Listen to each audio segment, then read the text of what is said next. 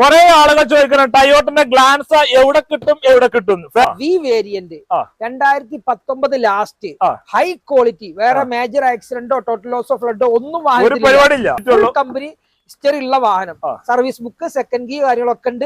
V option full option വരുന്ന വാഹനം. എത്ര കൊടുക്കാം? ഇത് നമുക്ക് A40 വണ്ടി കൊടുക്കാം. Full loan A40 full loan last. അതേമാതിരി 85 എക്സൽ ഓപ്ഷൻ വരുന്ന വാഹനമാണ്.